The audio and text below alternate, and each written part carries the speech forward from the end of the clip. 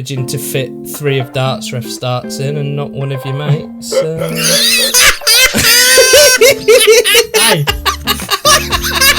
I love that photo of you as Mermaid Man, mate. Oh, that is funny. I like that. Well, that's going to be my my before photo, and then when I'm absolutely stacked after the gym, hopefully. And I say stacked, I mean like when I'm like 10 stone.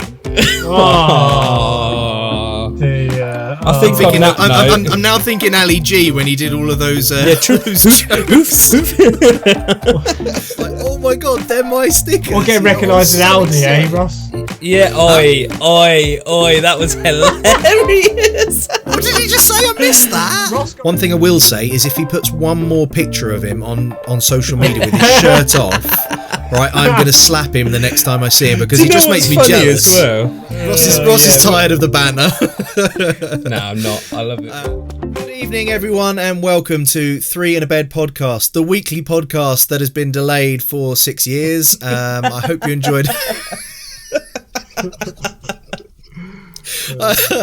Oh, it's funny because it's true. It is pretty funny. It's true, and I think we should keep that as an intro, Mark. If I'm honest, let's keep it as an intro, right? Okay, guys, we're going to carry on from here. So, thank you guys for joining us again. We're sorry that it's taken a while to get back into it. Everyone's been busy with life, unfortunately. We did record one, but then we left it for ages to edit. We won't go into that. We've gone into it enough. Ross is tired of the banner. No, I'm not. I love it, really. For those of you who are new, which, let's be fair, we've only had one, so most of you are probably new. My name's Marc. I'm from LoveDarts channel. With me today, I have Zach from Thornton Darts and Ross from Clash of the Tungsten. Our first episode was featured on Ross's channel. This is the second episode on mine, and the third one will be on Zach's, and we're going to rotate it like that moving forwards. So, what is it all about? It's simply a podcast talking darts. We're friends through lockdown all together as well, so we have good banter, good chat, and hopefully people just enjoy listening to us while they're practicing or want to sit down, watch it, get to know us a bit more. Who knows, really? But anyway, let's hear from the guys. Guys, welcome back. We are back. Yeah, boy. Yeah, we are. We're on it. And like you said, Mark, we've been crazy busy.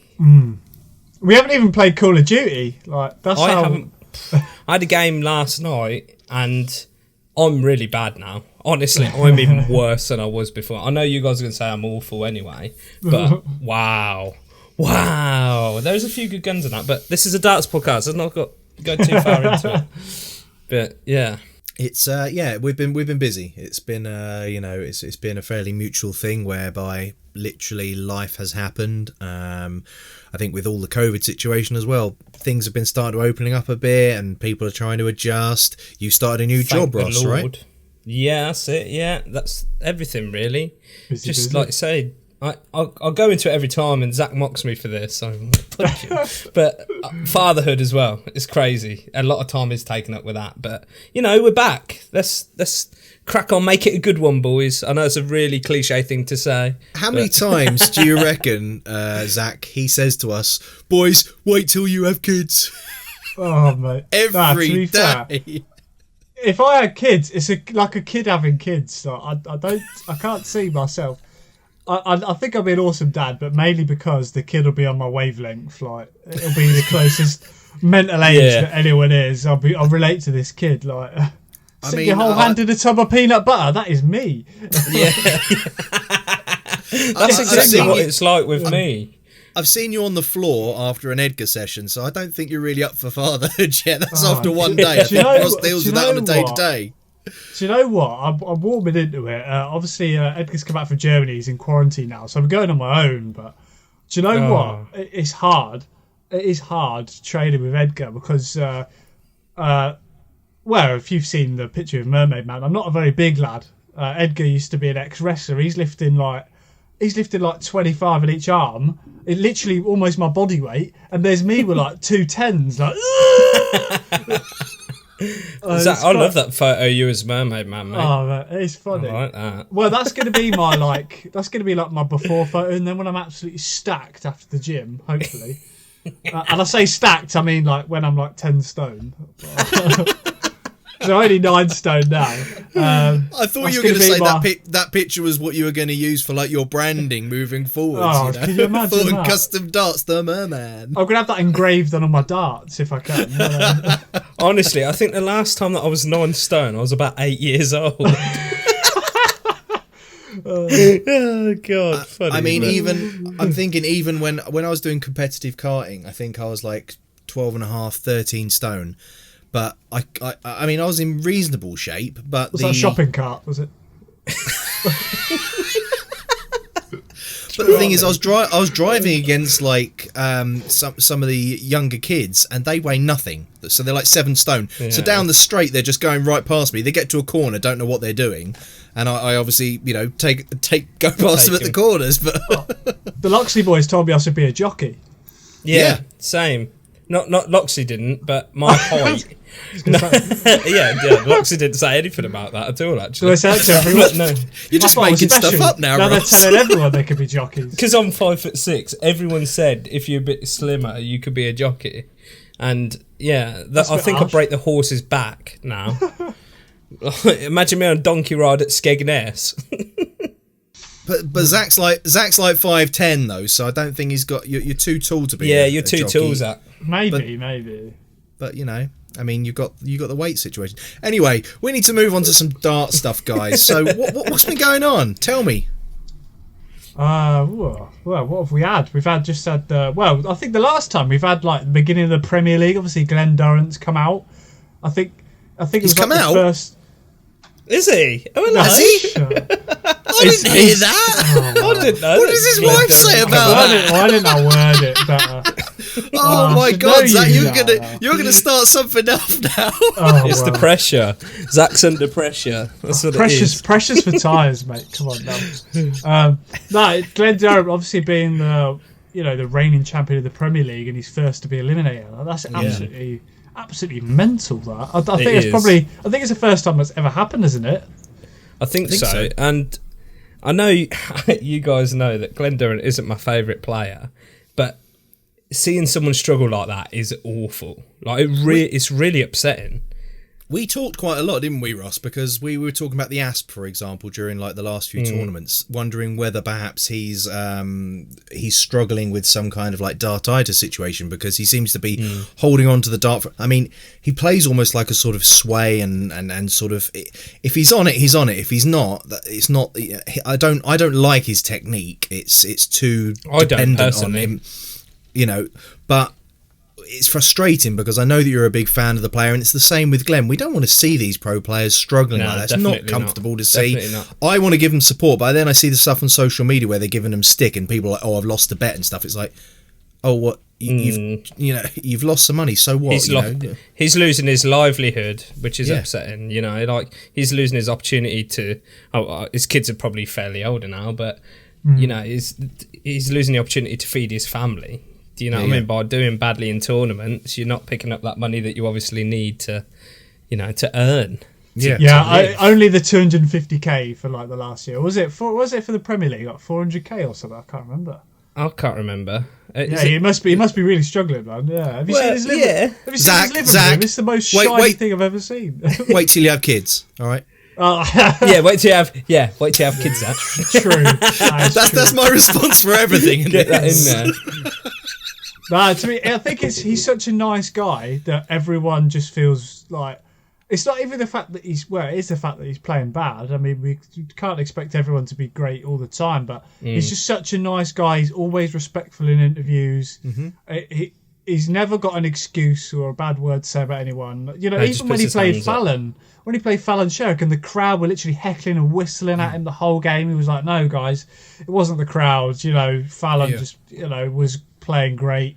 But he takes the mick out of himself as well because people call him boring, and he just takes the mick out of that, I think he's a really nice guy. He came across and got a lot of stick as well coming from the BDO, and he proved a lot of people wrong, and he did really, really well. Now look, we all go through ups and downs. I mean, darts is literally, I don't know any other sport that has as many ups and downs. How many times do we speak to each other and go, "Mate, I'm playing so well," literally, you can play later that evening, you're like, "I am dog poop. Yeah. Must be more frustrating for a pro because they'll be hitting like 100 averages in practice. Yeah, exactly. I get frustrated when I'm averaging like 65 and then all of a sudden averaging 55. Glenn was averaging like 100 to in the hundreds, and then he was averaging 80s in the Premier League. Like when you can do that much better, I'd imagine Glenn's hit 9 darters, hitting perfection, and to be at that high level, and then to come that far down. I mean, he looked like he was struggling, but that's a long way down for a pro when they see themselves performing. That must be a lot of pressure. And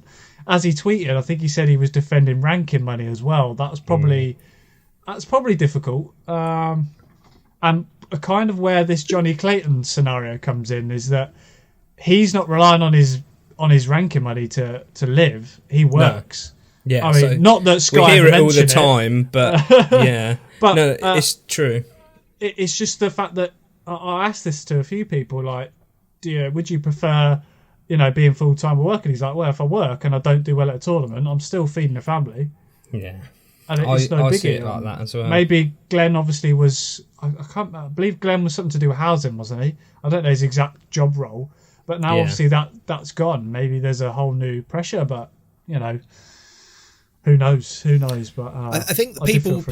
It's so easy to get lost in kind of the celebrity. I did a lot of. I met a lot of people when I was doing acting work, and they are normal people. I mean, they do go through some abnormally strange things, but I was chatting to Beanie during like the break between sort of lockdowns, and he's such a normal bloke. I mean, I know he's new coming to it, but you speak to Matthew Edgar, he's a professional dart player. Normal. You speak to him, he's a normal person, and when people say these things, they do hurt and they do upset you, and you have to be strong about it to an extent. You are in the public eye, you've signed up to it, but there are some things that are just, I could go into a huge debate now about the paparazzi in the UK and the amount that, for someone to put a camera up someone's skirt and take a picture as a paparazzi, that is absolutely disgusting. I cannot believe that we don't have things in place for it, but we do now. We do now. I know who you're talking about. I think it was Laura Whitmore, wasn't it? Were you talking about? It might be. Well, Laura Whitmore had a baby and they took a load of photos without her consent, and she was really gutted. And then they upskirted her, I think 5 years ago or something like that. I think I saw that. I guess it's kind of. I don't know, people forget that when you're on telly, you're just a normal bloke at home. Half of these people are just like, me and you, we've come from the pub, we're just playing darts, and it just happens they're really good, so they're on the telly. Like, exactly. They still go home and watch Corrie. Do you know what I mean? They're not like, people have that perception. I'll move us on to just because it is frustrating, and we could spend hours talking about our frustrations on it. But let's move on to something slightly frustrating in a completely different way. Gerwyn Price. Is it a Premier League without Gerwyn Price? Do you know what? I'd say it is, because there's people that are turning up and making good performances. Do you know what I mean? Without him being there, I know James Wade had to rise to the occasion and sort of take his place. And obviously, coming from winning the UK Open, you sort of believe that he may have or should have been there in the first place. I know it was already sort of decided before then, but I do think Wade is up there with the best, and he has put in some class performances, especially against Johnny Clayton. I've not seen Wade play like that in so long, and it was phenomenal. Honestly, the change in him was, I couldn't put it into words how well he played against Clayton, and then he goes and puts in a real abysmal performance the night after.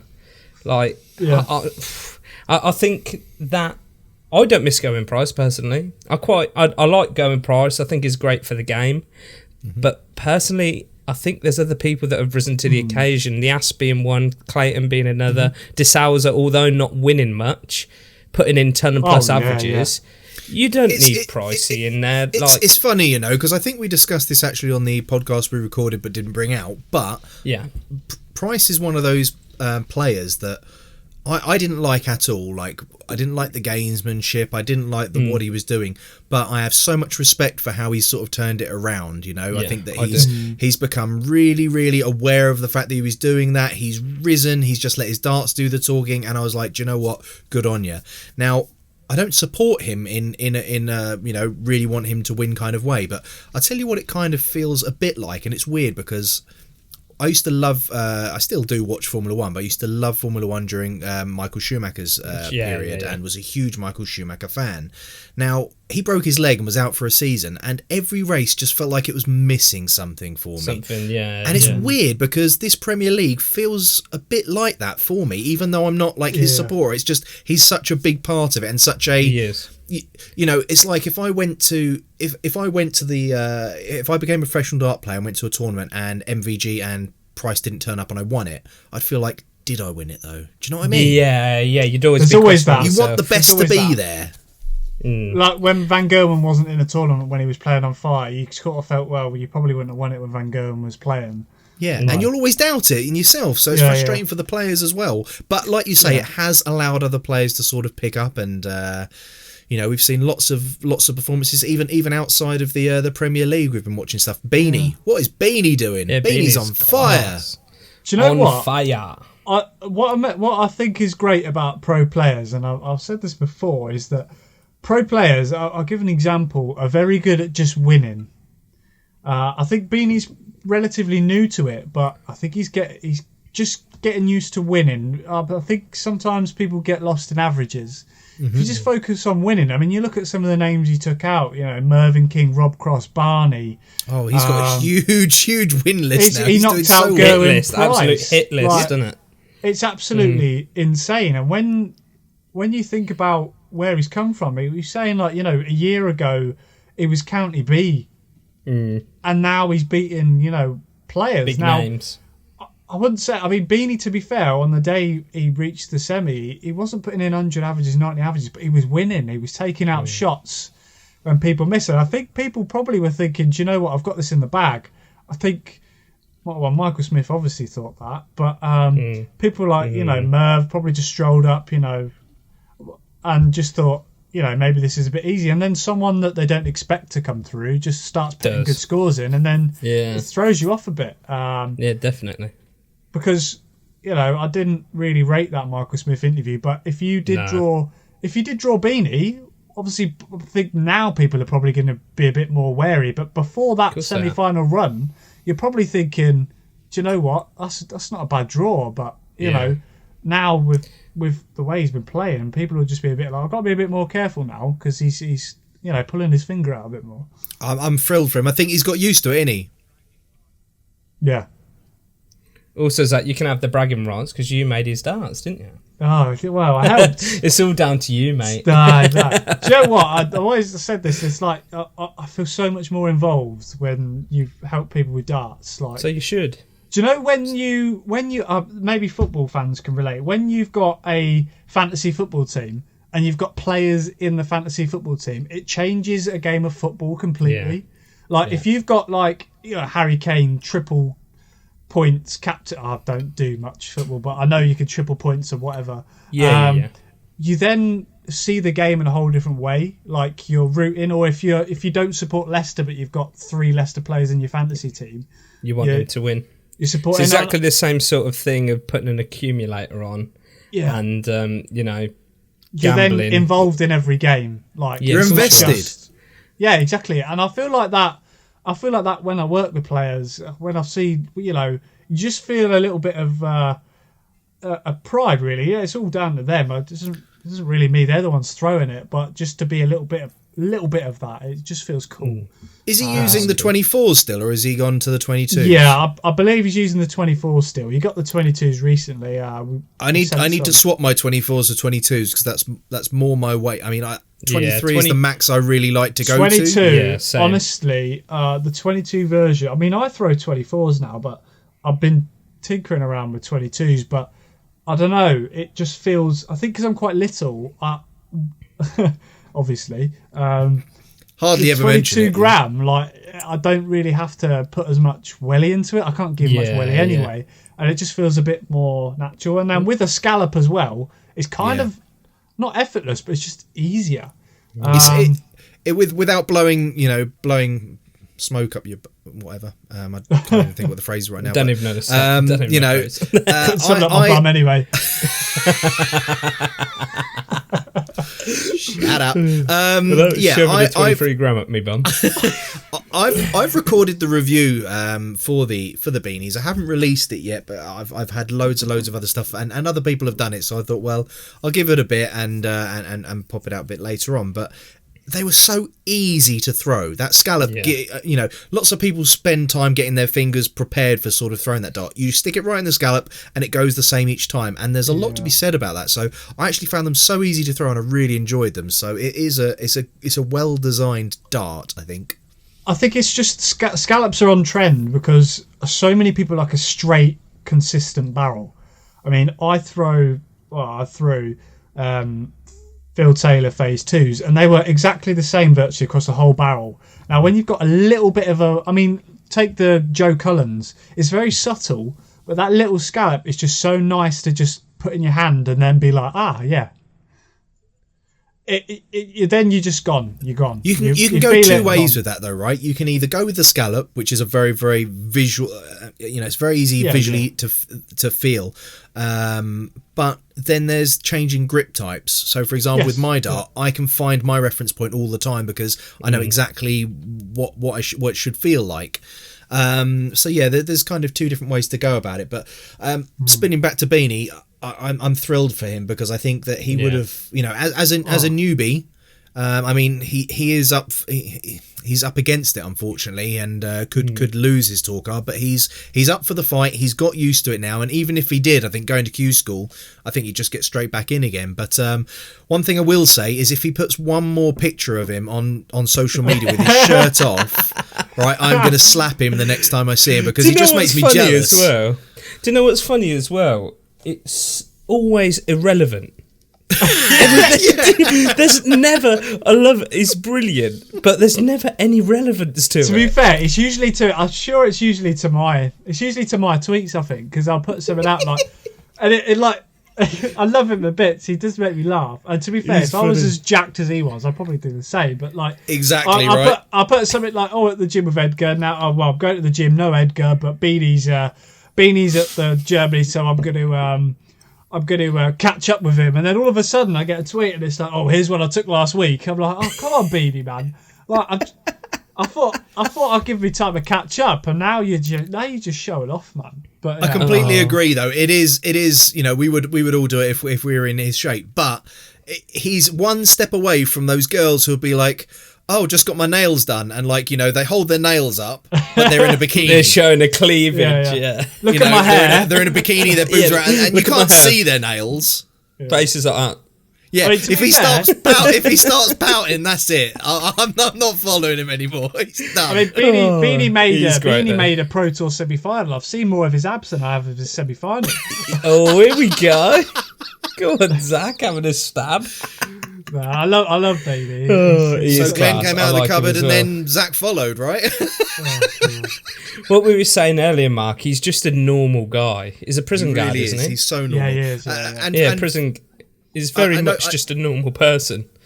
I know that Zach talks to him, obviously, through his Loxley connections, but I interviewed him, and since then, I messaged him quite a bit, I was like, get in there, about his game. He's like, don't know where I pulled that one out, mate, and he still messages me. He's so nice and normal, but humble. I think partly because I was, I was part of the Camden sort of league and stuff as well, but he's so willing to chat to people, and I think that I'm hoping he makes it through, and he starts to build more and more of a following because he's a really nice, normal guy, and we like that. So, guys, let's move on to something else then. Just completely out of the blue. This isn't edited at all.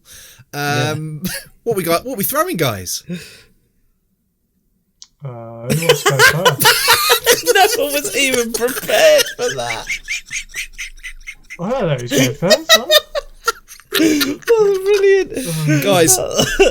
Nothing. I'm just sitting here, mate. I'm not throwing anything at the moment. Okay. I don't know if this was part of the original podcast we did or part 2, but I'm obviously throwing these bad boys here. What are these are my Love Darts Generation 1. Ooh. Are there any for yummy, sale? yummy. I've not seen any, mate. I've not seen any about. So, Love Darts Generation 1. Made in China. These were designed with the talented Zachary Thornton. At least someone used them. And what'd you say? I said at least someone used it. I was waiting for it. This is brilliant. This is so good. I didn't even need to prompt it. You brought it out yourself. I literally might as well put the banter in there myself before I get absolutely annihilated. I didn't even mention it to me. Ross, for our listeners, why didn't you explain exactly what we're talking about here? No. Custom darts, I think, innit? I don't know. Wow. For those who didn't know, Ross messaged Zach quite a while back and said, Zachary, I would really be interested in some of your fantastic darts, being that you've done such a good job on the Loxley range and Love Darts, which are just the best darts in the world. I would like to have the second best darts in the world, so would you please design some for me? And Zachary said, yes, sure, mate. And then he didn't hear anything for about 10 years. So Ross decided, instead of messaging him and giving him a little nudge, what did you do? What did you do, Ross? I spoke to a very talented guy who messaged me when I first started YouTube. Before I even knew you, Zach, so don't even go there. Can we get a shovel emoji in here? Yeah, I need to. Now, I spoke to Tangent, who's also a very good darts designer. He's very good, yeah. And he knocked it out. I think he wasn't as busy. I know Zach at the time was mental busy. I mean, you know, when you're managing to fit 3 of Darts Ref starts in and not one of your mates. Hey.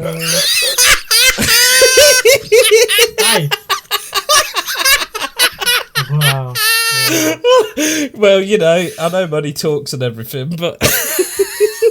Oh, wow. Dear.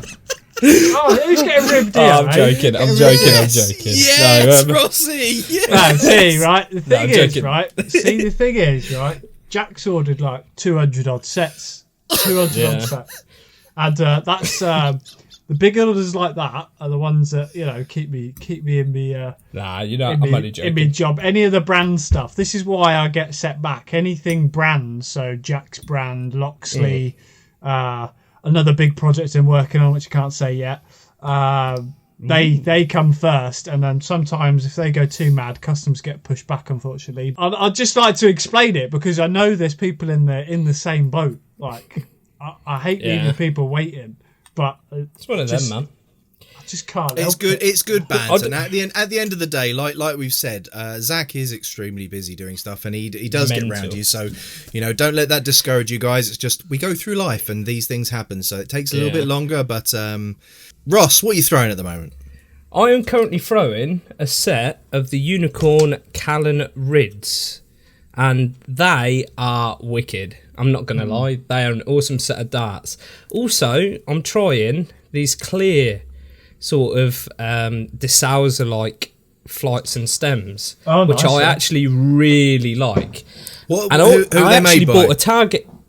Who they're made by? I think they're Victory Darts. So I think they're Thingy's own, like a Double Top's own brand. They're just. I know Loxley have recently come out with some clear ones, which I'm definitely going to try. But I actually really like these, and it's the first time I've slot ever ring used. there, is that right? I'm using a slot ring, which it's a Target product, guys. Ooh, I actually bought a Target product. Well, I'll tell you a little story, right? So I bought these thinking, oh, they must come in a pack of about 10 or 30 or, you know, especially for about £1.20. I thought, yeah, there's gonna be a few in there. No quantity on there. Ross went on the Target website and clicked sort by price. And he went for the cheapest basically. No, but I really like this blue anodized sort of finish, and I thought, there's going to be a few rings in there. No. Open a package up, 3 in there. I got absolutely stung. But to be fair, I've had these on about 2 to 3 weeks, and they haven't come off once. So if you guys have ever used a flight punch and slot rings, give them a go, because honestly, they are great. And they save you Robin Hoods as well. They literally do as well. I think I've had one, and if I'm honest, it completely missed the stem and actually went into the slot ring. So it didn't even destroy the stem. stem. So I'm still on the original 3, that I've had for 3 weeks, and I would have destroyed loads by now.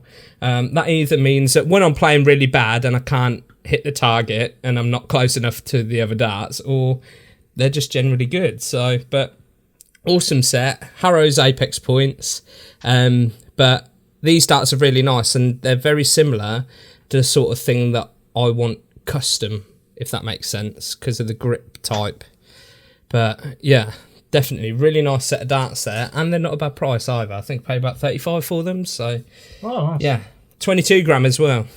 It's the most important thing. If you're getting a custom set made, you really have to go in there knowing what you want, So if you know the shape, weight, and sort of grip types, that makes the designer's job a lot easier, and you'll also get a product, hopefully, that you'll throw rather than just going, oh, quite fancy that looks cool, and have you used it before?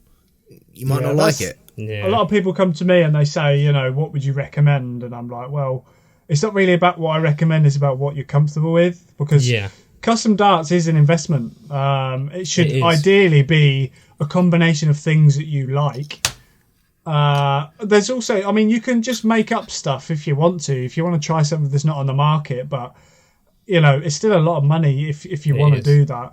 I think ideally you want it to last you a while and be a dart that you can really get on with, that's a combination of your favourite darts, or or maybe just a bit fancier of a dart that you already like with a few personal tweaks. So sure, it does help a lot if you know your grip. And like you say, to be fair, Ross, you were throwing the Dobies, which have got a very similar grip, aren't they? They're very similar. Like you said though, Zach, these are a lot deeper cuts, and I didn't actually notice that until you said. And then I compared the dart next to each other because they're very similar length. I think they're very similar. They're in the 50s. There's literally a millimetre in it or so. There's not a lot. It's like 50.2 and 51, I think. Or that's it. Yeah, there's barely anything in it, and they are just the perfect grip. It's weird because they're not sharp, if that makes sense. They're not like grooved, or it's not like a sharp grip. It's just a rounded off sort of ring grip. Yeah. And they're quite unique as well. I think the Dobies and these Ridzes are the only two that really have that, aren't they? There's not many that have this sort of... I know you'll probably know, Zach, but I know there's not many. And I just really like them. And I'm thinking that, well, as you guys are aware, I've had a set of darts designed, and they use the same grip. They literally use the same grip with more of an aspinal shaped nose, which is... I really like the sort of shape of the aspinal nose and how they're sort of front weighted. Are you going to have them front weighted? That's basically... no, I don't think so, because the balance on these feel pretty much perfect. The aspinals were nice, but I don't think I'd like them like that all the time, because they do take quite a bit to get used to. I will say that, because I'd never thrown a front weighted dart before, but it's just more that sort of bull nose that I really liked on them. And again, you can use that as a reference point if your grip's sort of there, because it does protrude a lot more than this sort of... You basically want that shape with the nose. The aspinals are so front weighted because they're tapered, they're big at the front and they get thinner. That's the sort of thing. That's why they're so front heavy-ish. But like you say, it is a do they drill out quite a bit more at the back, Zach? Typically, no, mainly because it's tapered, and there's you obviously got the tapered nose, which does take it back a little, and then you've also got this massive taper that goes sort of, it's fairly almost in the middle / a bit further forward, and you lose a lot of that weight from the back, so it becomes naturally front weighted anyway. I think the maximum width at the front is 7.5 mil. Which is quite thick, but it's only on that one part, and then it tapers all the way back. Yeah, fair enough. Yeah. Makes sense. So it's a thick dart at the front, and then you're gone. Young Zachary, what are you throwing? I'm still... Do you know what? It's tricky. It's tricky being a darts designer. Now, this is going to sound like such a third world problem. When we've had a lot of prototypes come through from Loxley and a couple of other bits and customs... I have been throwing a hell of a lot of darts, and I don't know if it's a good or bad thing, and it's handy because it opens me up to a lot of different darts, and it's made me rethink. However, I still keep going back to my sort of phase 2. Obviously, I've got my own darts with Loxley coming out, and I've got my prototype, I've been using those for a while. However, I'm considering a lower weight purely from trying out like we were talking about before, the 22 gram beanies. I had another 22 gram set come the other day, and I've just been enjoying that lower weight. I love 22, 23. I think that is the sweet spot, really. But you know, and I've tested so much, and I've got on with like the Taylor 26 gram in that type of shape. But I was wondering the other day, I wonder what it would be like throwing a Taylor barrel, a bomb style, as a 22 gram. I've never done it. I need to do it. Yeah, I've got the Phase 5 Mirage. I think they've got multicolored Taylors, and I think they're 22 grams. Oh, interesting. Okay. It is a bit odd. I don't really get on with the two small barrels because... Yeah, I don't. I don't know why. I don't know whether it's maybe I roll my thumb a bit, but they always go up. They always go dead upright, especially with a normal setup. Oh, wow. And they tend to like sit in the board like up and right. Mine's sort of fishtail in the air as well. Yeah. When I throw those real short barrels, like I think the Fordhams, a chap that that I play with on a Tuesday night, he uses the Fordhams, and anytime I sort of throw them, they're just all over the place in the air. And I don't like that. I don't know why. It doesn't matter really what it does in the air, so long as you hit the target. But for some reason, I just hate them. I really liked the, and I threw for literally, I think, a whole season, maybe 2 seasons. I threw the Phase 3s and the Phase 2, Generation 3 and Generation 4 Taylor darts, and the 3s were beautiful. Such a really nicely machined dart. Are they the ones with the pixel grip? They're the pixel ones that are sort of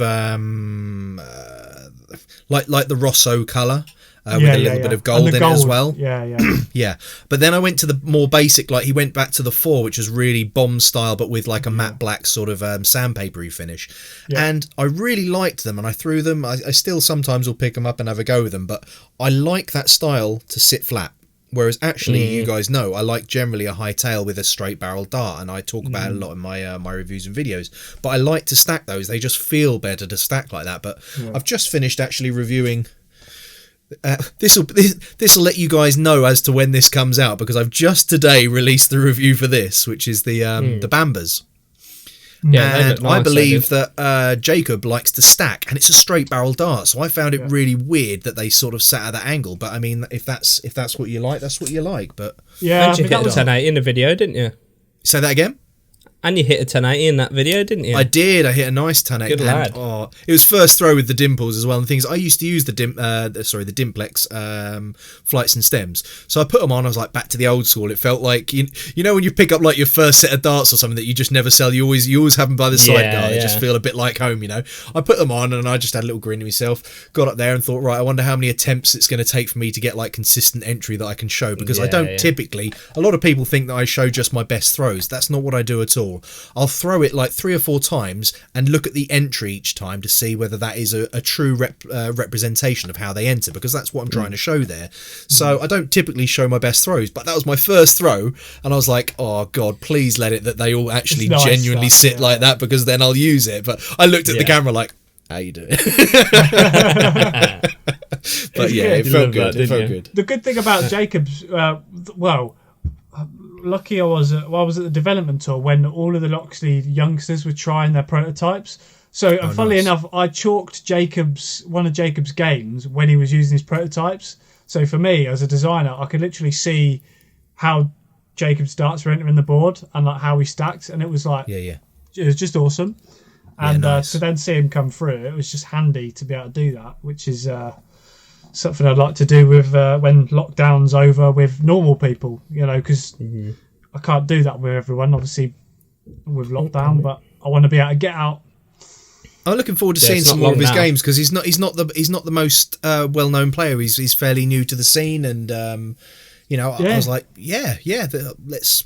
Like you say, you're invested now. Like, you know, I've done a review on his darts. I want to see how he does and stuff. So, I mean, I was going out first round every day of the development tour, and I was just watching all their games, seeing how they're getting on with their darts, and just having a chat after. Like, you all good? Darts feel right? Yeah, they feel great. Yeah. Or, you know, maybe I'll tweak this and then go away and do it when I got home. So yeah, it was pucker, to be fair. I don't think we've got a proper answer out of Zach, have we? Do you know what? I am still throwing my own Loxley darts that are basically based on the Phase 2 tailors, the old unicorn style, and black with a blue ring on it, right?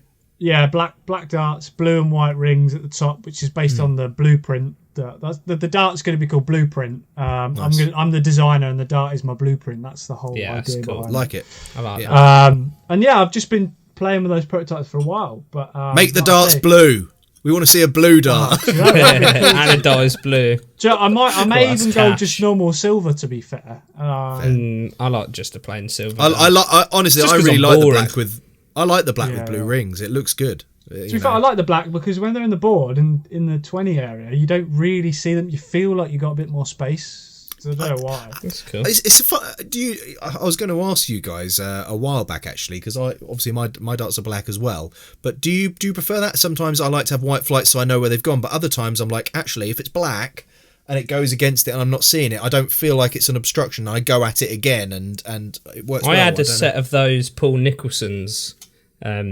They're Winmore Paul Nicholson's, because they're onyx, aren't they? Yeah. And I like that, like you say, because you can't see them in the board. I quite like that. Do you find the same with your clear flights now, Ross? Is it a bit nicer to see everything? If I'm honest, it doesn't make much difference. Because what I usually do when I throw, that's why I wanted like the blue anodized sort of ring in there, so I do have something to focus on. Oh yeah. I remember a little while ago on Facebook, I saw this chap that I think his dad had just passed away, and he said the biggest or best sort of advice I ever had from my old man in relation to darts was, once the first dart's in and it's a decent sort of it's in a decent place, use a reference point on a dart you've already thrown in the board and try and focus on hitting that. And that's what I've tried doing with these anodized rings. So when they're in the board, that sort of gives me something that I don't take my eye off to try and aim for if the dart sits in a good position. So not really. It doesn't make much difference, I don't personally think. Maybe I'm just not observing that and noticing that. I mean, my darts tend to sit a bit more flat than probably Marc's would, and I quite like them not being in the way, because when they're flat and I use standard flights, when they're quite, in the way, I find they obstruct sometimes. But when they're clear flights, for me, at a flatter entry, it's just a bit nicer. But however, I think you make a good point about the something to stand out. I guess that's the advantage of things like luminous flights, and like you say, a ring that's a different colour. I think the amount of times you actually think about when you're throwing darts and you go, do you know what, I'm not actually focusing enough on where I should be hitting. I'm throwing them and kind of leaving my arm out, but I'm not really focused. And I find, I then look at that treble 20 and I throw it and it goes in. You're like, that's what I'm doing wrong. Obviously, that's why people draw dots on their board, don't they? Yeah. I mean, I know Scottish lad puts the dots on his board and stuff as well, right? And lots of players like to have that kind of focus point and give them that. But yeah, I get that, but can you get too reliant on that?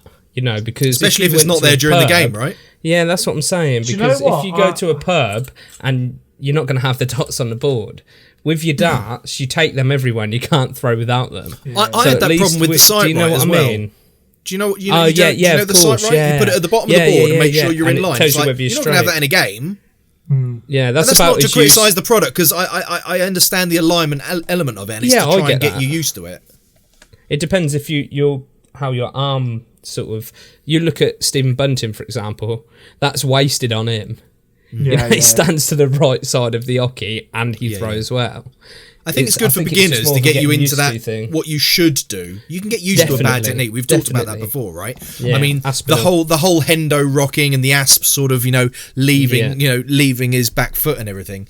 You can get used to a bad technique, and that's when you're on it, but when you're not, you're not. If you get used to a good technique, being in that central line and being at the same place each time, it becomes a lot more simple. Same as your throw. If you can just make sure it's a simple aim, pull back, extend. You've got 3 elements, So, I'd agree with the sight, right? But I actually think the dots on the board are good, because I think when you don't have them, you visualise them. Yeah, perhaps. Yeah, okay, yeah, I get what you're saying. That would be my argument there, because I think you try and find something. Do you know? Because I've always said, I know these points damaging the boards is a bad thing. However, as much as I like to see the treble, it gives you a reference point. I mean, some of the times it's ridiculous and it's all ripped out and it's probably pointless, but we're not going to mention names. Whitlock.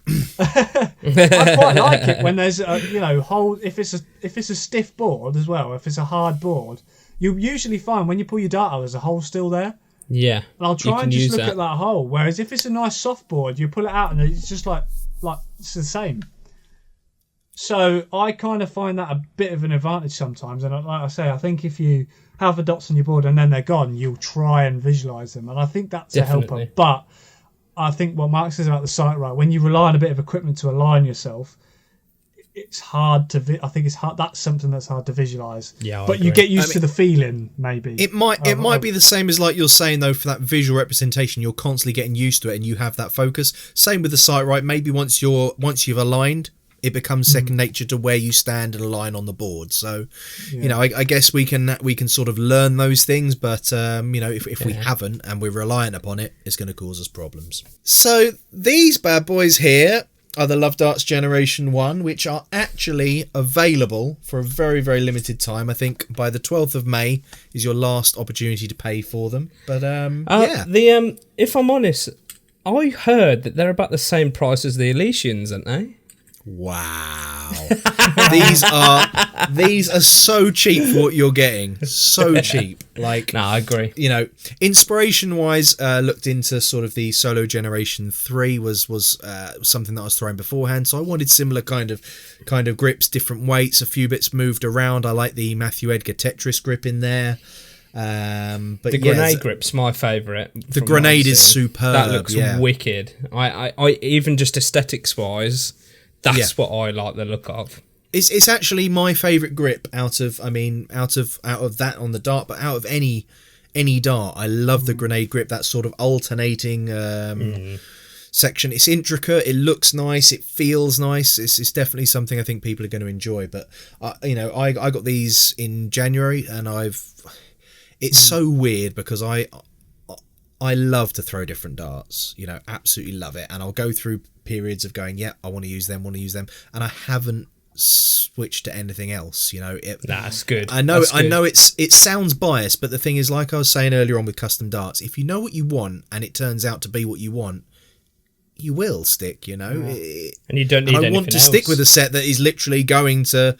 You only get better by using that equipment, getting used to it, and then making sure you're working on yourself and your throws. So, Zach's done a fantastic job with those, really over the moon, and hopefully people enjoy them soon as well. You guys will definitely each have a set coming to you soon that you can try and see what you think. I'll definitely get a set, 100%. I haven't actually put my name down yet, though, Marc, actually. I need to, don't I? Time's ticking. Yeah, I know. I've still got a week. I'll leave it to the day before. I'm expecting. Do we have to pay you? Do we have to pay you? Call you money grabbing bugger. No, I'm joking. Cool. You could have waited till payday. They'll be coming to my house. So that's why I gave it a month. Nah, that was good of you. To be fair. Good little idea and that as well. It was really good. In all honesty, it's going to be a bit of a ball ache. It's not going to be easy. People, I'll make a little bit of money out of it, but the main thing is I'm more excited for people to kind of try them and see what we've done and what we've put out there. But imagine like us doing like an exhibition or something, and people turning up with your darts. How cool would that be? How cool! People. Can you guys remember when you first saw someone post your stickers on their board? Like, for me, I was just like, oh my God, they're my stickers. Or get recognised as Aldi, Ross? Yeah, oi, that was hilarious. What did he just say? I missed that. Ross got recognised as Aldi as Clash of Tungsten. No way. I did. Honestly, so to be in fairness, it is someone who plays in my league. But I don't. To be fair, I didn't put that in the tweet. But to be fair, it was my nan. No, I'm joking. To be fair, it was my mum. No, he was just someone who he plays for like a rival team. But I don't really know him as such. Not lovely old boy, really lovely old boy. But I thought. He sort of... I was at the till paying for my shopping, probably a load of junk food and beer knowing me.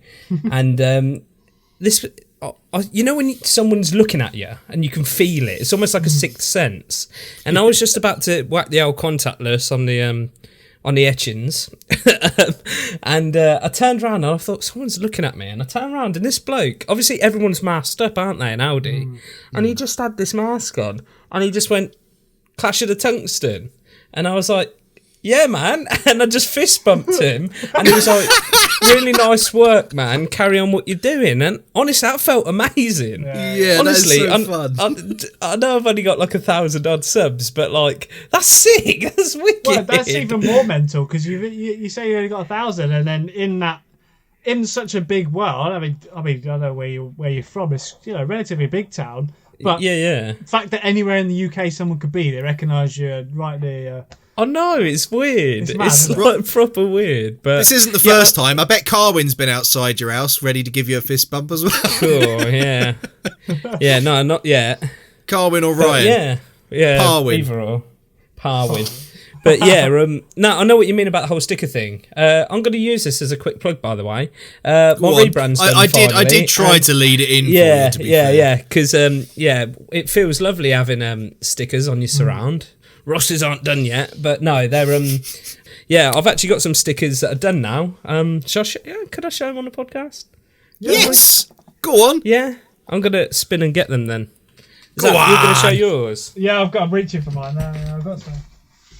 We'll all get our stickers out, shall we? Stickers. Ooh. What did we do? I can't remember how we led into it. Yeah, so I might as well use this. Oh, I know. Might as well. It's like when you guys get your stickers and you see them on social media for the first time. It's just, there's nothing like it. Yeah, look at those bad boys, Thornton Darts. And hold on, isn't there something that you want to show, Wassy? Look at these! Look at those bad boys! Look at them glistening! Look, that's a rebrand. Yeah, very simple minimalist logo. But that's like me, really. I'm very simple and I'm very minimal because I'm so small. but yeah, looking good, cool, Wassy boy. Shiny, shiny. Let's see yours then. Share your stickers. All our stickers will be available for purchase. Because mine are premium, mine are going to be about 10 quid plus a VAT. Nice. For two. I'm actually trying to work on some new ones because this was like the first lot that went out, and I feel like, do you know what? Maybe some new ones. Yeah, I mean, I've got bloody 500 of mine. Same. I mean, I've got 500 of each. Well, I mean, my main purpose was for them to go out with orders, almost like a business card, just so then when people are throwing on their board and they send me a photo of a 180, then there's my sticker and the surround and stuff. Just makes people feel a little bit more valuable when there's little extra bits in. So yeah, of course. I mean, I've ordered a load of stems as well, like coloured stems. So if someone orders darts with green paint on, I mean, good old Dave Lemmix, if you're watching. Yes, Dave. Good old Davey boy. Good old Davey boy. He ordered some green darts, and I've got a load of green stems that I've just put some in with his order. It just a little bit of extra value for people. So yeah, that's nice idea. I think the thing is, like, the stickers is like your thing, so it's so cool to see it up there as a brand. Whereas it's going to be exciting for people to use my darts, but like my branding up there is just it was so weird. It was so exciting for me to be like, that's something that I spent time in an evening working on drafts, deciding what I wanted. It came to fruition. I was excited about it, and now other people have it there as well. It's so cool. It's so cool. I like that as well. I'm looking forward to that because obviously mine, I haven't sent any out yet. I've got my list that I'm going to be working through next week to obviously get out to people. But I can imagine it's actually a really nice feeling. Just tag us and we'll reshare it, and you'll get loads of people messaging each other. But like that, even just being recognised, like that's pretty cool. You know what I mean? Just really little things. Just Zach's probably got the most sort of satisfying way because he's sending out people's custom darts that basically have his name on, because he's put all that time into designing them. And there's always a little piece of Zach in every set of darts. Yeah. That's what I like, to be fair. Do you know what's also cool is that what's exciting is that one day, Do you know, like, people put in darts? Like, I'm going to be like 60 years old one day, probably, and someone's going to be tweeting, "Oh, anyone know what these darts are?" And I'm going to be like, "Oh yeah, no, I designed these 35 years ago." It's actually mental. I've never thought of it like that. Do you know? That's actually crazy. One day, some random up and coming pro might be using a dart I've designed. Do you know, maybe there's a time somewhere that, you know, someone sells their custom darts, or, you know, passes them on to kids. Yeah, and then they want all to of know a sudden who it your is. darts are back on the telly. It's like, what I find mental is, if you're Daryl Gurney, I remember watching Daryl Gurney at the World Cup, and then there was someone I think it was a South African player that was with Devon. He used Daryl Gurney's darts. Yeah, just being I remember that actually. Having those darts there, and then someone else is using them as they're up and coming in their career. It's just so mad. Yeah, I've not even thought about this element, and that is so exciting to me. Can you imagine? Because we spend quite a lot of time on like the for sale groups and things on Facebook and stuff, and people will tag us all the time, going, "Do you know what these are?" You know, and I'm constantly getting all the time. They go, "Hey, Love Darts, do you know what these are?" And it's either me replying first or Zach usually. But you get all these people replying, and you just think, one day it could be the Love Darts Generation 1, or the Clash of Tungsten Generation 1, or the Thornton Darts Generation 1, and you're going, I do happen to know what those are. 4 years' time, you'll be like, I won these in a raffle. 40 years ago. I've used them ever since. Mine would be like, and if you're interested, I still have 49 available because no one's bloody bought them. I had a minimum order quantity of 50, and my mum was the only one to buy a set, and she doesn't even play darts. Do you want some stickers too? And I'll throw you some stickers because I still got of them. 248 because my nan's got one on a shopping trolley, and my mum's got one on our car. Guys, before we move off of stickers, these guys, double bluff. Speaking of the devil, look what I've got here. Steve, there you go. Hey? So Steve from Double Bluff has obviously sent out these fantastic cards, which, you know, they're dart themed, so it's exciting anyway. I love cards. I actually collect playing cards and stuff as well. So you've got the 20s deck, which you can see on the back there is red and black, compared to the 19s deck, which is green and cream. And you've got all different training games and everything like that. Now, I helped Steve in the start of when he was doing it. I said, look, I'll make a little video for you if you fancy. He was part of the IDL, which is the Individual Darts League, and I did a little video for him, and he was like, do you know what, as a thank you, they're wicked. Smart, awesome. What colour are they, Marc? Are they all gold yellow darts? That's wicked. If you look at the bottom of your deck, what a nice little touch. Thanks to LoveDarts. Yeah, that's good. You probably can't see it. It's not in focus. I was so chuffed with that. But even in my special deck, he's gone above and beyond. Ooh. Yeah, that's cool. Oh, that's wicked. That's actually awesome. So I am absolutely over the moon with them. Steve is a wonderful, wonderful man, and he is as well. He was really good on Just Giving, to be fair, because like he just kept thanking everyone constantly for the support. He puts I've not spoken much to him, but he even supports me. Not spoken a lot, but he even like jumps in on my streams and you know, gets he tags involved. Everyone and everything as well. He's really community based. Great. He's a nice guy. Is. Yeah, he really is. So actually, it leads us on to probably another element that I wanted to talk about: sober guy darts. So, you know, I love our community, and it wasn't so long ago that we were all new in the community as well. So I think only best that we sort of talk about new and upcoming channels as well. Now, Definitely. Sober Darts Die, I think, is his name Craig? Sober Darts Die? Is it Craig?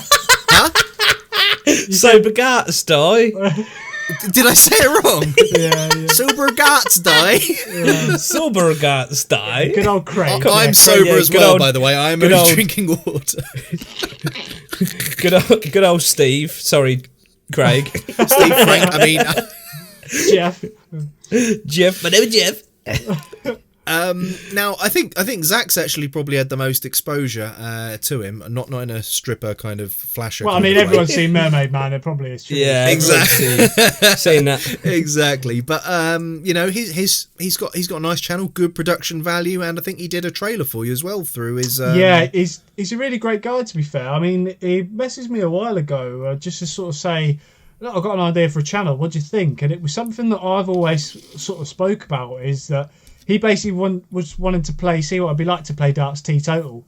Now, I've never played with booze, so I don't know what it's like, and I don't. Because he was doing like 8-10 pints, like without, and that's how he had to play, right? And it's a big problem. When I went to the development tour, there's all these 18-year-old lads having to get steaming to be able to play, to be able to, I don't think they need it for courage, but they feel like they need it to play well. Good lads. But some of them were just getting more and more hammered. Like they get to the next stage and think, well, I've got to drink more because it's a harder game next. And then they're out round 3 because they're absolutely, gone. Blooded. I think it's nice that someone's come along and sort of saying, guys, you don't have to do it. I think obviously darts coming from the pub background, it's almost part of the game. Part and parcel, definitely. I mean, I've never really been a pub goer, but I joined the pub for darts. It's not like I started at a pub, just drinking with my mates and then played darts. So I did it the other way. So I've never really been into that, and I can't drink anyway. I don't actually drink when I play, to be honest. At most I might have a couple of pints, but it's when I'm playing social darts. Yes. If we're playing like a competitive game and stuff like that, I don't tend to, but like you say, a lot of people have. Ross, there's nothing wrong with it because, like Zach says, I don't get on the board without smashing 3 points. But this is the thing: is it was a social pub game, so there's absolutely nothing wrong with it. It's just the reliance element and people feeling like it's they have to, otherwise they won't play good. I know even Darts Ref, he's said it in some of his videos and stuff. He feels that kind of allows him to play at his best, but. It's good to see someone that basically is like showing that you don't have to. You don't have to. I mean, to be fair, Jack did a video and it showed that he improved. However, I personally, I don't know because I haven't drunk. I feel like if I never rely on it, I won't ever have to worry. Yeah. Because I mean, look at. I think there was one of the Pro Tours they couldn't get booze. The pro players couldn't. The pro players couldn't drink on the venue. I don't think. So you either had to get absolutely hammered in the morning, or you'd just be teetotal the whole day. And I wonder how many people were like, or I bet you there were people bringing in flasks into the toilets. And Whitlock having vodka in his beard or something, like a straw coming out of his beard. Well, you could probably fit a couple of bottles behind that beard, let's be fair. And it's a nice, fresh channel. It's something quite new. And I think, especially with people like Trina Gulliver coming out recently saying she's always had this big drinking problem. Alcohol problem. I think that probably led outside of darts, not just darts. But I would imagine that in the darts environment, that was sort of where it may have made it worse. Because obviously she's very successful. And if she relied on that, or she felt comfortable doing that, then she must have played loads and loads of darts. Just drinking became part of her life. It's quite sad, really. Top guy is Craig, and if you haven't checked him out, guys, Sober Darts Guy on Twitter, YouTube as well. Ross, I'm kind of feeling a little bit like this is going back to Zach going to someone else for. You going to someone else for getting custom darts, and then him going to someone else for a trailer. I mean, I don't know any other YouTube channels that do trailers or anything that. Do you know what? No, the thing is, Craig. To be fair. Craig out of nowhere. This is why he's out. He messaged me out of nowhere saying, "Look, I'm looking at doing these things. Send me a couple of images. Send me a bit of footage, and I'll just make you a video. Free of charge, and just let me know what you think. Just share it." And he did that. He did it pretty much without me having to do much, and probably did it very quickly as well. You didn't have to hang around and wait for ages. Yeah. Oh, here we go. Cool. To be fair, I'm only messing. We like to tease each other. You have to wait for my stuff as well. Cool. Quality takes time, Zach, doesn't it? Simple as. It does take time, you see. Knocking out one video a week on Marky boy. like you say, it's a good new channel. Check them out, guys, if you haven't. Definitely. You know, going from one new channel to an old channel. Dartwolf, where's he gone?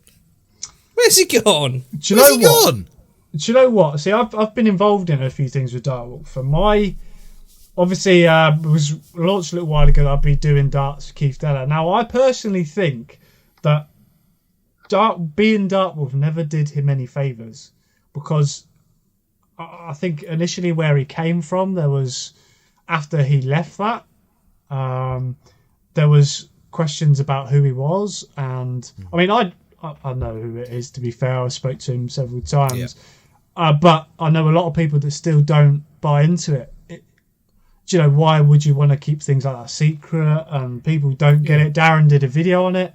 He deleted all his tweets. I personally think it's maybe a rebranding.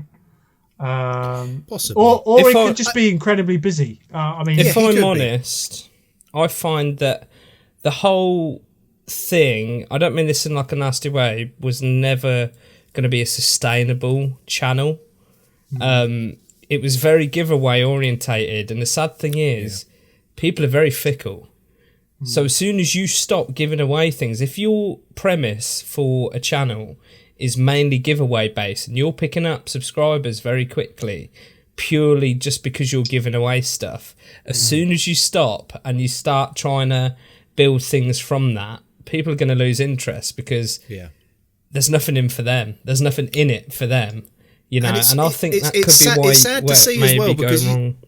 Yeah, exactly. It's sad to see on like social media, because you know, Dartwolf will put something out when he was trying to obviously start the channel and stuff, and people going, "Oh, give me a Nexus," and that's literally all people did non-stop, is give me a Nexus, you know. And it's like, do you know what, this guy, you know, I don't know the ins and outs. Like Zach says, you know, I know who it is, but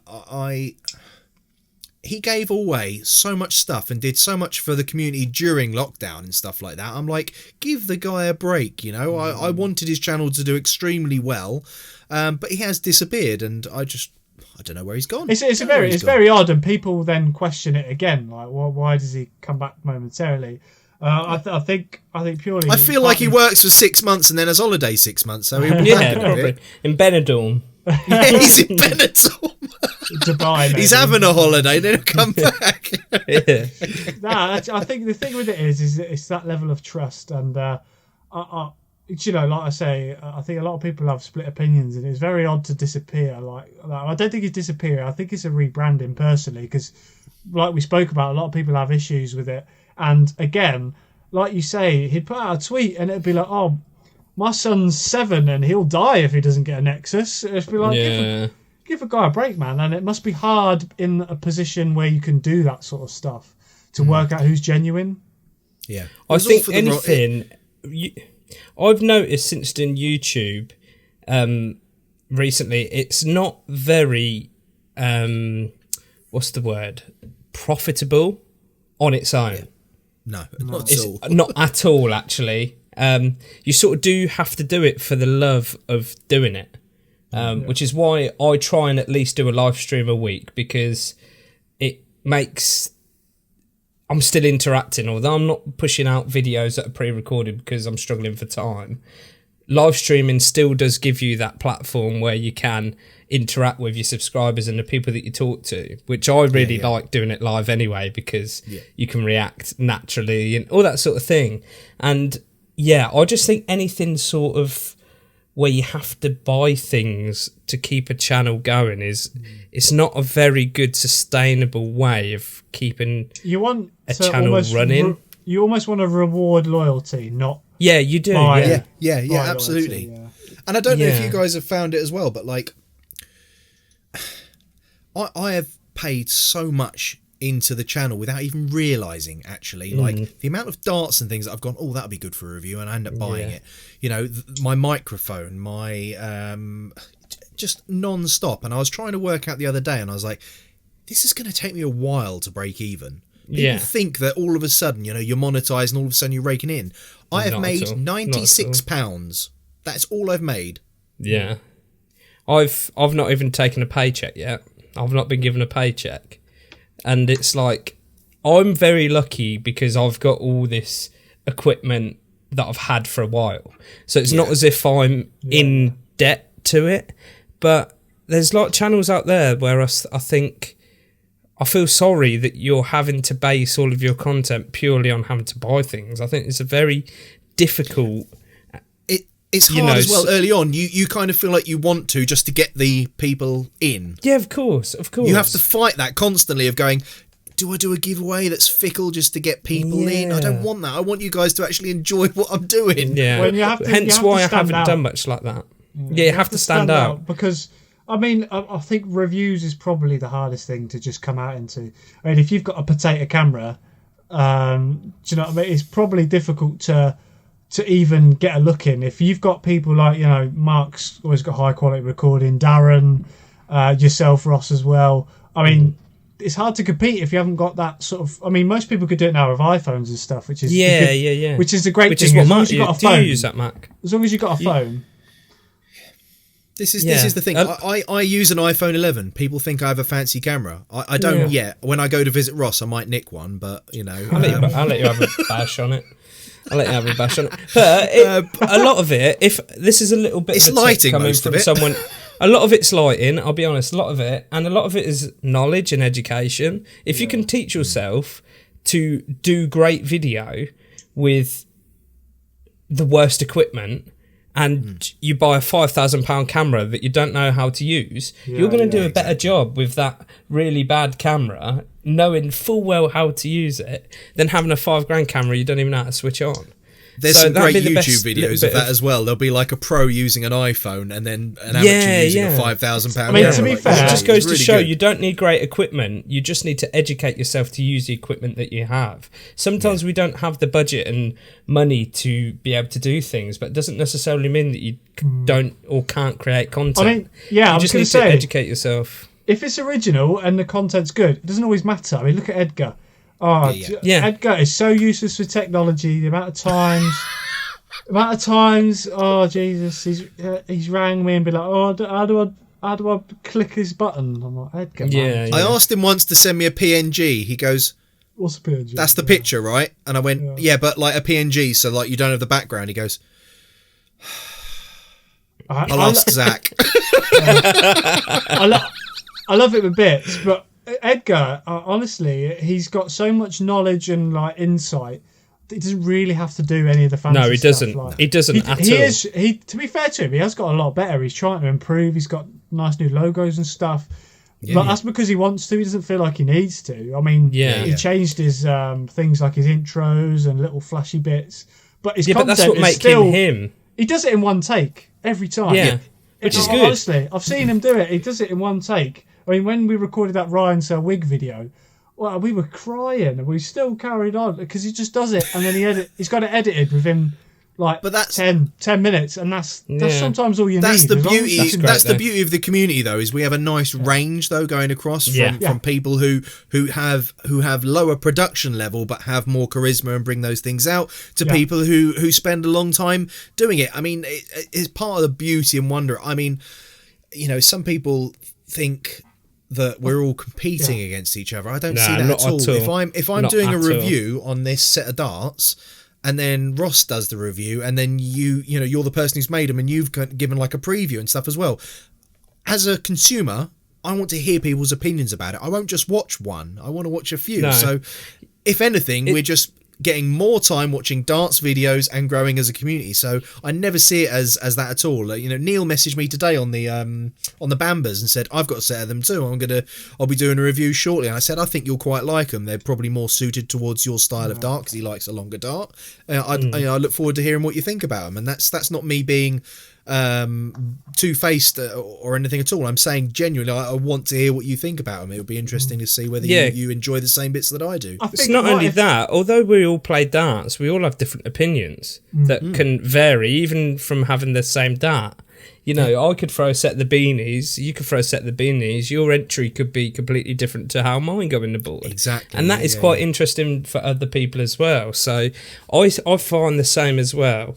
And the thing is, YouTube can be a very bitchy platform. It can. And social media can in general. And the beauty with the darts community is it's not like that at all. We're all as one, and it's really nice.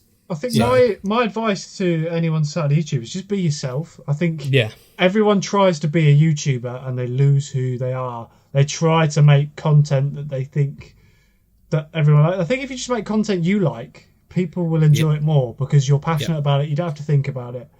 And it just comes naturally. When people try and be a certain role, that's when it becomes like staged and scripted. And I think if you're always yourself, put your own twist on how you want to do it. Don't really matter what. I don't think you should make content for people. You should make it what you want it, and not hope people will enjoy it, but then people will know you better rather than the video. It's like that phrase, be yourself, everyone else is taken. You know, if you start pretending to be someone else and putting on some facade, I mean, you know, we have acting performances and shows and things like that, but when it comes to YouTube, we want to see you and get used to you and know you. Most of the people who watch my live streams don't come on until about an hour into it because they know that I'll have a few drinks and they think that it's more enjoyable once I've had a few drinks, you know. And I'm like, oh, thanks guys, but you know, they know what they're going to get. I come onto Ross's stream, I'm like, right, okay, have we got his missus on stream? What kind of... I know the feel that it's going to be. I know it's Friday night. He's had a long week. He's going to have a few beers. He's going to play, you know, and it's buying into that, talking that enjoyment absolute of knowing wet someone for an hour and a half. That's what my live streams are. Talking absolute BS for an hour and a half, getting absolutely obliterated by Ryan Parr and Carwin, and then Marc popping in about 45 minutes later with capitals because he's been editing, and me only noticing his comments because it's the only ones that stand out. That's how I get them read out. You know, I say I'm editing. It's just me wanting to talk about me. I am buzzing though for all this to be over and us to actually do something in a. Well, so what, do something what are in the general. regulations and stuff? Are we okay to go on from 17th onwards? Are we all right to see each other, to hang out? I think so. I think so. It'd be cool. I'm going to run Zach over. Oh, yeah. I'm just going to run him over in my car. I'm going to pick him up and say, we'll go to where you guys are. We'll come and meet you. And as he stand outside the front of his house, I'm just going to mow him down. Well, your little Ford KA? No, it's a Corsa actually. He'll be hench by then. He'll just pick your car out and move it out of the way, you know? No, your missus is going to be driving. You're going to be sat in the ashtray with your seatbelt on. Oh, here we go. He'll be sat in the back going, Lucianne, drive. In your car seat. Like, with a couple of tinnies on the go. Yeah, it will be. You'll be going for a ride on me bonnet, Zach. I don't know what you're talking about. I cannot wait, guys. It's going to be so good. And obviously, like I said, if you come down here, we've got, you can meet you got Darts Ref up the road, Matador Darts. Could probably get Adam over from Darts Planet TV. We could all just have a laugh around, you know. Be a good video. It'd be a good video for us all to do because we could all vlog it. Community would love that, you know. I've talked for ages about going to Amsterdam and doing because I've got a few friends and contacts over there. Obviously, we've got the Loxley headquarters there, but we could try and get maybe like go and play a few teams. So get the tubers over there and playing games. That would be amazing. Do you know what? You just give me a sick idea. Do you know like the Lions tour for rugby, like where they bring the best teams like England, Ireland, you know, Scotland, Wales. Are you calling us as YouTubers the best team? I think you're going to be very upset. No, but like the concept of like picking the YouTubers and then we just play random pub teams, like normal pub format. Well, no, but that's kind of the. I mean, obviously, I was applying it to Amsterdam, to going over to Amsterdam and stuff, just because it was a bit of a holiday and to get away from it. I'd love to just like challenge Six random Nations. pub but we could go tubers on tour, and we go and play one game in Birmingham and one game in. Suffolk and whatnot. That'd be a laugh. That'd be so funny. I'll be on the reserves because I'm not playing too well. Stick me on the old No. Guys, if we run it, we put Edgar on reserve. But that would be hilarious because he'd be like, I'm the super sub. He'd love it. So, guys, just before we wrap up, we're going to have our tweet of the week. My favourite part of this is the best part by far. I mean, usually this is Congraw's like territory, but this week I'm not going with it. But I'm going to let you guys go first. So, Ross, tweet of the week. Mine is Till. So that's at 180 the law. He retweeted a Darts Connect screenshot of Daryl Gurney and David Evans at the Super Series, which was an absolute joke. So basically it went down to a last leg decider, first to 6 legs, so it was 5 apiece. Daryl Gurney opened the leg with a 55. David Evans followed it up with a 140. Daryl Gurney hit a 180. David Evans hit a 140. And then Daryl Gurney hit a 96. David Evans then hit a 180 to leave 41. And Daryl Gurney was left on 170 and checked it out, which is absolutely mental, by the way. That is insane. Like, that for me, I just couldn't believe it. And all that Till put was simply, I mean, you'd just give up if you were David Evans. You put yourself into that match situation when you could potentially close out an 11 dart leg, you know, against a throw, and Daryl Gurney comes in to check 170 out when you're left on 41 to win the match. That is insane.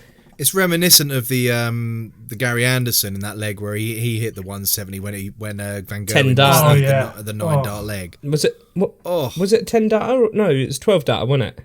Yeah, something like that. Van Gogh missed the 9 and then Gary Anderson cleared it up, didn't he? Oh, that was one of the best legs I've ever seen. Yeah, it was mental. Go on in, Zachary. Tweet of the week. Oh, do you know what? I've sort of got 2 things here. I'm going to be greedy, but like basically, there was a lad on Twitter. I'm just trying to find it now. It's Azzy1988, right? And he put in, anyone seen this before? I have an old set of darts that I was repointing and it snapped. And I was like, it looks like a 2-part dart, and I think part of it's come off. Oh, I know this one. It looks brittle, right? Yeah. It's just like a tungsten nickel. It's an old unicorn sting dart. And anyway, Neil's darts, right? He put, right, I've never seen this in my Nelly puff. Now, I read this tweet as, I've never seen that in my Neely puffs. For some reason, in my head, I thought that Neil had made up his own cereal. And like that you get toys in a cereal. Neil had just said, I've never found that in my own cereal that I've just made up. Like, look at you got to do it in a Scottish accent though, Zach, just to give it that more authenticity, I reckon. I was like, Neil, have you just made up your own metaphorical cereal? He's like, no. He's like, no, pal, it's a saying we have here. I've never seen that in my Nelly puff. And I read it. Yes. I read it as Nelly Puff, and I was like, I've completely misread that. Neil definitely doesn't have his own cereal. He's probably going, what the hell is this guy on? You know? Looking out for him in the next Asda shop. Someone needs to draw up a cereal of Neil's cereal. I was just laughing so much that in my head I'd created this fictitious cereal for Neil's darts. And I was there for a good 10 minutes just going, Neil. That's class. I like that. And the other thing is, this dart horse guy, man. Dart horse! That's mine! We talked about Dart Wolf, but Dart Horse. Every time he tweets me, he just puts nay. He keeps it up. He's an absolute geese. Also, have you noticed, right? His handle is Dart Horse 2. That means someone was Dart Horse 1. Oh dear. Right, so my tweet was, someone said,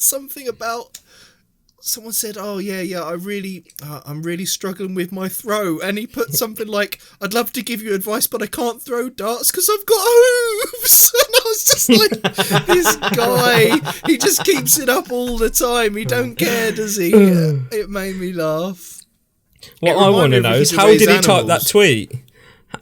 That's a good question. What I want to know is, how did he type that tweet? If he's got hooves. He got a phone. Yeah, maybe he wasn't saying the whole truth. Oh dear. I think on that note, I'm now thinking Ali G when he did all of those. Those jokes. What's that? You're coming across a bit hoarse. Is that a yay or a nay?